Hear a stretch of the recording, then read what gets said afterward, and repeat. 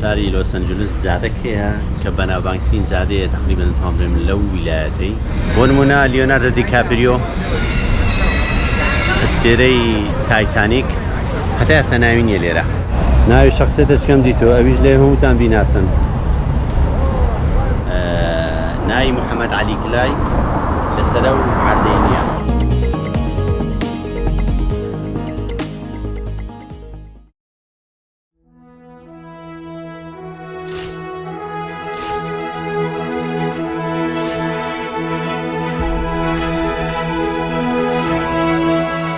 شەقامی هۆلیوود یا شەقامی ناودارەکان ئەم شەقامەیەکێکە لە بەناوبانگترین شەقامەکانی جیهان کە دەکەوێتە شاری لۆس ئەنجلسی ویلایەتی کالیفۆرنیا بە جۆرێک ناوی زیاتر لە 2500 کەسایەتی هونەرمەند و گۆرانیبێژ و وێنەکێش و هەروەها بەگشتی ئەوانەی کەوازەی پەنجەیان دیارە لە بواری هونەر درێژی ئەم شەقامە زیاتر لە 15 بلۆک یاخۆت کیلۆمەترێک و نیو زیاتر. سلااو بەڕێزان، ئەوڕۆکە لە لۆس ئەنجلس لە شاری لۆس ئەنجلس جادەکەیە کە بەناوبانگترین جادەیە تقریبا فامرێم لەو ویلایەتەی ویلایەتی کالیفۆرنیا ئەویش هۆلیوود بلوڤاردە بۆ پێیکەوە ناوی ئەستێرەکان باڵێ ناوی هونەرمەندەکان بەخوای و جادەیە کە تقریبا کیلۆمەترە کنی 2 کیلۆمەترە هەمووی لەسەر عەردەکەی دانرایە لە بەرسی ناخۆچی ئەم شەقامەی دروست کردیە. بیرۆکەی دانانی ئەم کاشیە بە ئەستێرە نەخشێنراوانە دەگەڕێتەوە بۆ ساڵی 1953 کاتێ ئەم ستیوەرت وەک سەرۆکی ژووری بازرگانی هۆلیوود خزمەتی دەکرد وەک ڕێزێک بۆ بەرزڕاکردنی ئەو کەسانێکەوە خزمەتێکیان پێشکەشی هونەر کردووە ئەم بیرۆکەی داهێنا کەواتە لە ساڵی 1953 ئەم نەریتە بەردەوامی هەیە. ئەو جادەیە زۆر معروفە، خەڵی دێتن سەردانی دەکەی ئێستا تقریبا سعات 11:30 لێە خەڵیی نابینیوە زۆر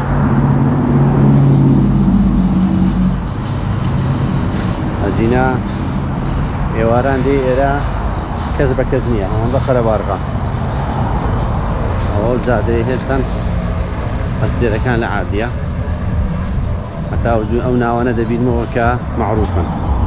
دوای گەڕانێکی زۆر توانیم ناوی ئەو ئەستێرانە بدۆزمەوە کە لەم شەقامەدا بوونیان هەیە لەوانە ئەنتۆنیۆ باندێراس، هاریسن فۆرد، ساندرا بولیک، جۆن تراڤۆڵتا، سەلما هایک، شارۆن ستۆن، میکی ماوس، مایکل جاکسن، مایک دۆگلس، ساموێل جاکسن، جۆن دیپ، سنوپ دۆگ، ئارنۆڵد، سنۆ وایت، تۆمی کروز، چەندانی تر چەندانی تر ئەوانەی کە نەمتوانی بیان دۆزمەوە.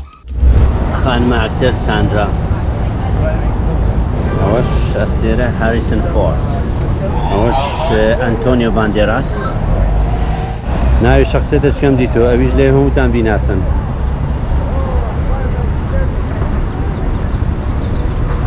خۆریشە لێ جوان دیار نییە. دۆناڵد ترامپ لە ساڵی 2007 وەک جێبەجێکار و سەرپەرشتیاری پێشکەشکردنی میهرەجانی دیاریکردنی شاجوانی جیهان بۆ ماوەی 2 ساڵ ئەستێرەیەکی پێبەخشرا لەم شەقامە نەوەک لەبەر بەرنامە تەلەڤیزیۆنەکەی کە لە کەناڵی NBC پێشکەشی دەکرد، بەڵام لەوەتەی وەک سەرۆکی ئەمریکا هەڵبژێردە لە ساڵی 2016 ئەستێرەکەی چەندین جار شێوێنرا و شکێنرا بوو لەلایەن نەیارەکانیەوە. جادەکە لەو بەر و لەو بەر هەمووی ئەستێرەیە، لەو بەریشەیە و لێرەشەیە. ئایا هەموو کەس دەتوانێت ببێتە خاوەنیەکێک لەم ئەستێرانە یاخود دەتوانی ئەستێرەیەک بۆ خۆی بکڕێ لەم شەقامە بەناوبانگە؟ وەڵامەکە ئەمەیە ئەم ئەستێرانە بە پارە ناکردرێن، بەڵکو لە ڕێگەی لیژنەیەکی پرۆفێشناڵی تایبەت با لە سەنگاندنی هونەرەوە دەبەخشرێت. دوای ئەوەی ئەم لێژنەیە ڕەزامەندیدا لەسەر دیاریکردنی کەسایەتیەک، ئەم کەسایەتیش دەبێ ڕەزامەندی دەربڕێ بۆ ئەوەی ناوی لە پاڵ ئەستێرەیەکەوە بخرێتە سەرێکی لە کاشە مەڕمەڕەکانی ئەم شەقامە بەناوبانگە. هەروەها گەشتیاران و خەڵکانی ئەم شارە ڕۆژانە بەسەریەوە دەڕۆن و دەیان خوێندنەوە. گرنگ نییە چەندت پارە هەیە، ئەگەر ملیۆنێریش بی ناتوانی ئەستێرەی لێرە بکڕی. بۆ نمونە لیۆناردۆ دیکاپریۆ ئەستێرەی تایتانیک هەتا ئێستا ناوی نییە لێرە، بەڵام کەسی وە هەیە ناوی ئەستێرەی هەیە، بەڵام لەوێ هەر زۆریش شار ئەوەش نەبی، یعنی بەناوبانگیش نەبی. جوان وودوارد یەکەم کەس بوو لە 9 شوباتی 1960 دیاری کرا بۆ پێدانی یەکەم ئەستەری هۆلیوود کە براوەی خەڵاتی ئەکادیمیا بوو لە فیلمی سێشێوەکەی حەوا Three Faces of Eve لە ساڵی 1957. گەنجترین خانمە هونەرمەند پاتی میگۆرماک بوو لە تەمەنی 15 ساڵی دیاریکرا بۆ پێدانی ئەستێرەیەک. هەروەها لە پیاوان بۆبی درسکۆل ئەم خەڵاتی پێبەخشرا لە تەمەنی 23 ساڵی. یەکیمە کانۆت و گلۆریا ستیوارد و گینا لۆنوبریدگا لە تەمەنی 90 ساڵی وەک بە تەمەندترین هونەرمەند ئەستێران پێبەخشرا. شایانی باسە جین ئۆتری تاکە هونەرمەندە کە خاوەنی 5 ئەستێرەیە، ئەوانیش هەرێک لە بوارەکانی رادیۆ، تۆمارکردن، وێنەی جوڵا و تەلەڤیزیۆن و هەروەها یاریکردنی ڕاستەوخۆ.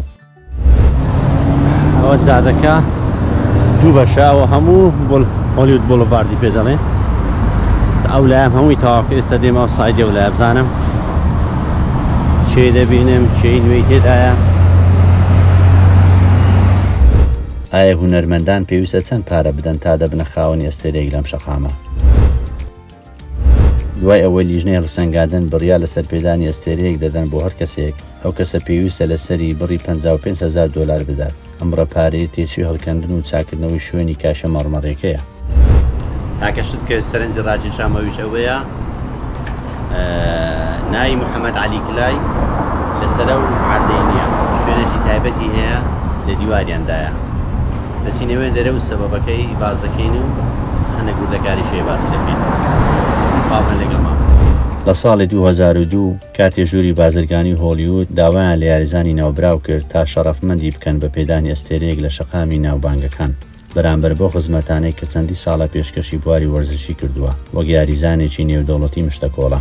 کلای بە مەرجێکی سێ ڕازی دەبێ، ئەویش ئەوەیە کەوا ناو ئەستێرەکەی ئەو لەسەر دیوار بنەخشێن لەبری ئەوەی لەسەر ئەرزی بێت و خەڵک بەسەریەوە ڕێ بکەن. ئەوەش بۆ ڕێزێک بۆ گەورەی ناوی محەممەد، چونکە خۆی دوای مسلمانبوونی ئەو ناوەی هەڵبژار لە کاسوس کلایەوە بۆ محەممەد عەلی کلای. ئیدی لیژنەکە داواکەیان قبول کرد و ناوەکەیان لە دیوی ناوەوەی بەردەم مۆڵێک هەڵواسی کە ڕۆژانە گەشتیارێکی زۆر بە تایبەت سەردانی ئەم کاشە نەخشێنراوەی محەممەد عەلی کلای دەکەن و وێنەی لەگەڵ دەگرن. خۆشم یەکێک بووم لەوانە.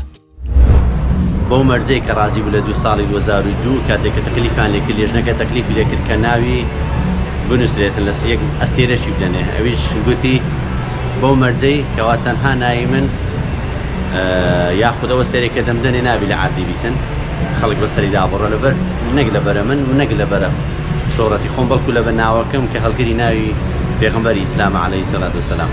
دوێ ئەوانش ڕازی بوو محەممەد عەلی کلای.